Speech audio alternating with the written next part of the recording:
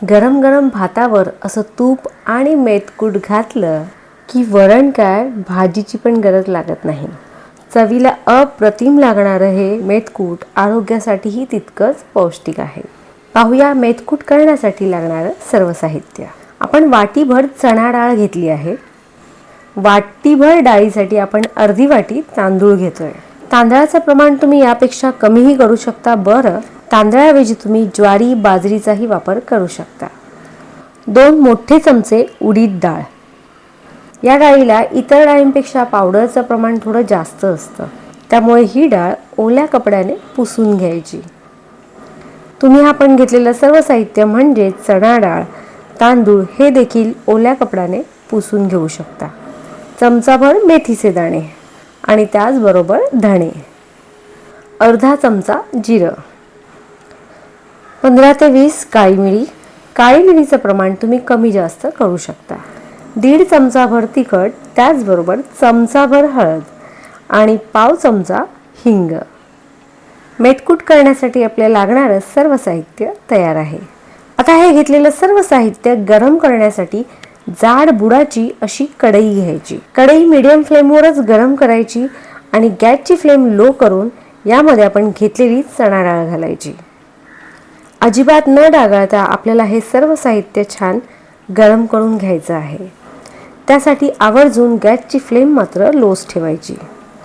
डाळ जसजशी गरम होते तसतसा तिचा सुगंध छान दरवळतो. डाळ छान गरम झाल्यावरती एका भांड्यामध्ये अशी काढून घ्यायची. डाळीनंतर आपण तांदूळ गरम करून घेणार आहोत.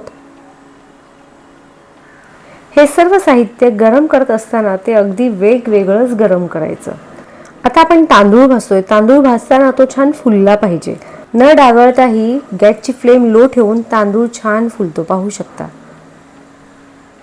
जसजसा तांदूळ छान गरम होतो तसतसा तो जास्त सफेद दिसतो. आता तांदळाप्रमाणेच उडीद डाळ घालायची आणि ती देखील गरम करून घ्यायची. आपण सर्व साहित्य एकत्र गरम करत नाही, कारण प्रत्येकाचा आकार हा थोडा कमी जास्त आहे, त्यामुळे त्याला गरम व्हायला वेळही थोडी कमी जास्त लागते.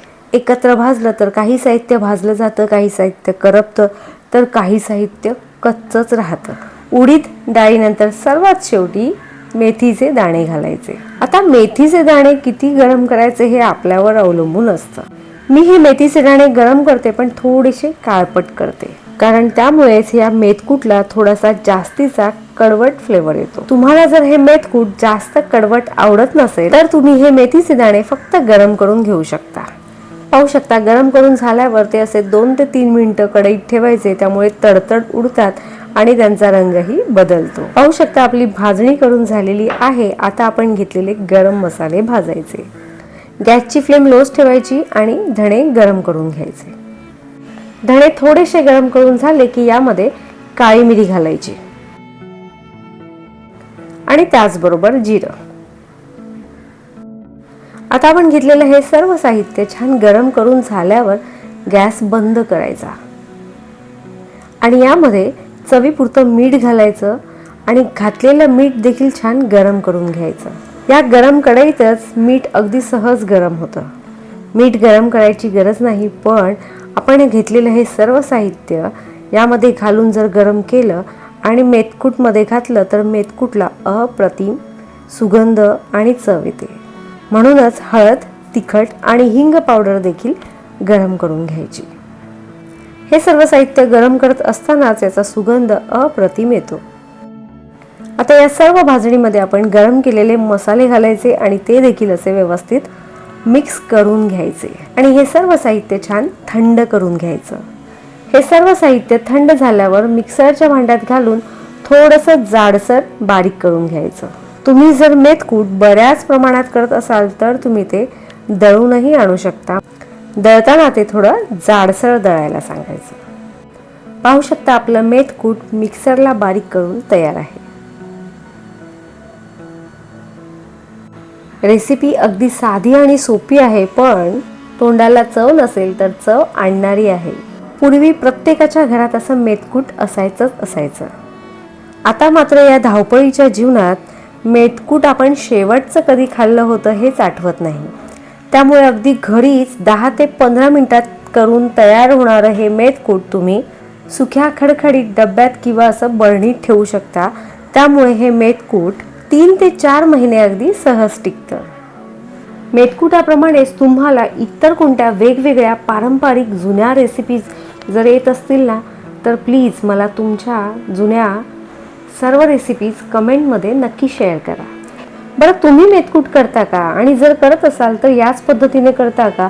किंवा तुमची मेथकूट करण्याची पद्धत थोडी वेगळी आहे? जर तुमची मेथकूट करण्याची पद्धत यापेक्षा थोडी वेगळी असेल तरीही तुमची रेसिपी मला नक्की शेअर करा. पाहू शकता आपलं मेथकूट करून खाण्यासाठी तयार आहे. आता हे मेथकूट कसं खायचं? गरम गरम भातावर तूप घालायचं आणि तुमच्या आवडीनुसार लागेल तितकं मेथकूट या भातावर भुरभुरायचं. तुपाचा ओलावा आणि मेथकूटचा गोडवा, आहा मस्त. हे असं मेथकूट 3 ते 4 महिने सहज टिकतं. मात्र याला पाण्याचा हात लावायचा नाही. भाताऐवजी तुम्ही पोळी किंवा वरणावर घालूनही हे मेथकूट खूप छान लागतं. बरं, नेहमीप्रमाणेच बोलता बोलता वेळ झाली आता निरोपाची.